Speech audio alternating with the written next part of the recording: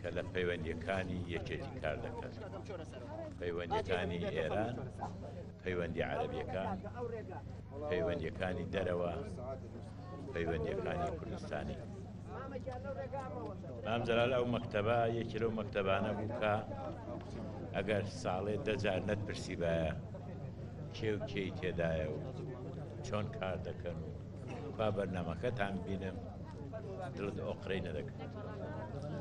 مام جەلال من هاتووم بەیەکەوە لەگەڵ هەواڵێکی زۆر نزیکت کە پێکەوە یەکێتی نیشتیمانی کوردستانتان دامەزران، ئەندامی دەستەی دامەزرنەرە ئەوەی عەبدوڕەزاق میرزایە ناسراو بە عەبدوڕەزاق فەیلی. بەرپرسی مەکتەبی پەیوەندیەکانی دەرەوەیە. مام جەلال مەسئولی پەیوەندیە کوردستانیەکان گەنجێکی شەهید پەروەر گەرمیانی بەرپرسی مەڵبەندی دووزی قەدیم. مام جەلال لەگەڵ ژمارەیەکی زۆر لە شێرە ژنان و شێرە کوڕانی یەکێتی نیشتیمانی کوردستان کە چەندین ساڵ لە پایتەختە جیاجیاکان لە ئێران، لە تورکیا، لە سووریا شەو ڕۆژیان کردو بە یەک بۆ ئەوەی ڕێبازەکەمان بگەین بە هەموو کلۆزێکی دنیا و هەروەها ناسینی کێشەی ڕەوای میلەتەکەمان بە جیهان.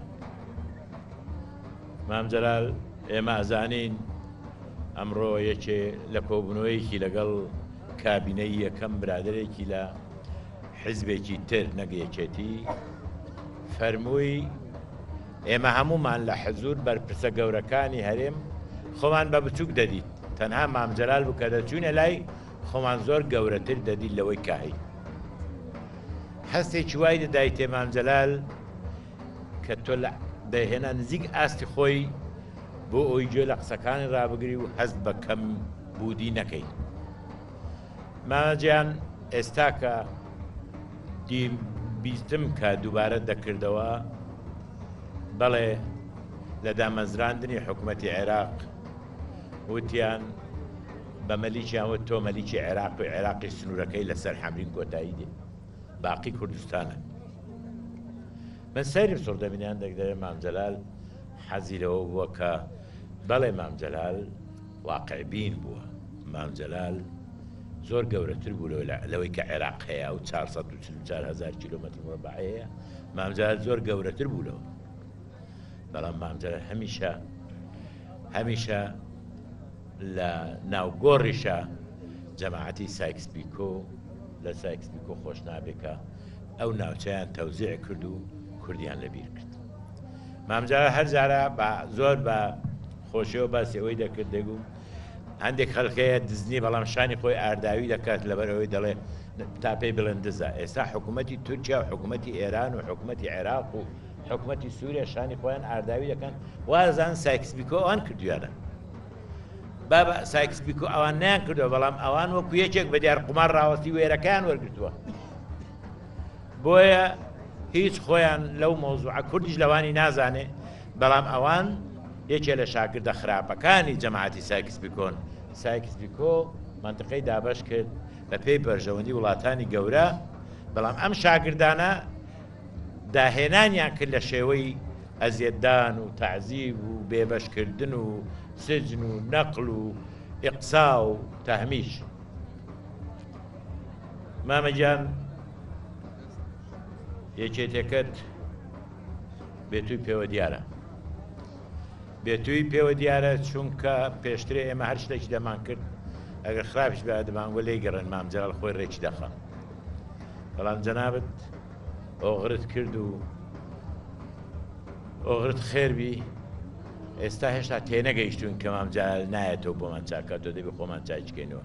ئێستاش خەریکی جاروبار تێکی دەدەین، بەڵام جەنابیش لێرەنی بۆمان چاکەیتەوە. دوعای خێرمان بۆ بکە. یەکێتەکە لەو سەردەما لەو کاتوو ساتە حەساسە لە هەموو کاتێک زیاتر پێویستی بە تۆ. مامەگیان تۆ معمار و دیزاینەری یەکێتی نیشتیمانی بوو، شێوەی ئیشکردنی یەکێتی نیشتیمانی بەس تۆ دەزانی چۆن ئیش دەکە. ئێمە هێشتا کاتمان ماوە، زۆری تر ماوە تا فێری بین بزانین چۆن ئیشەکە. ئەویش دەبی هەوڵی بدەین خۆمان ماندووکەین. مامەگیان وعدێکمان داوە ئومێد دەکەم کە ڕاست بکەین، ئەویش ئەوەیە لە دوا ساتەکانی ئۆغری تۆ پەیمانت پێ بدەین کە ئێمە هەوڵی ئەوە بدەین تەبامیل لە نێوان خۆمان. ئینشاڵڵە ڕاست دەکەین. مامە لایەنە سیاسیەکان لێک نزیکن ئێستا هەوڵ دەدەن وردە وردە کۆسپ و تەگەرەکانی بەردەم نێوان خۆمان چاکەین، چونکە باشترین چەک و باشترین هێز بۆ پشتیوانی لە داخوازەکانمان یەکڕێزی خۆمانە. هەزاران هەزار ڕەحمەت لە گۆڕت، شادبی لە گۆڕت. هیوادارم کە ئێمە هەموو لایەکمان لە ئاستی ئەو مەسئولیەتە دابین لە ڕووی ئەخلاقی و سیاسی و ئیجتیماعی کە دڵت خۆشکەین، دڵت شادکەین لە گۆڕشە.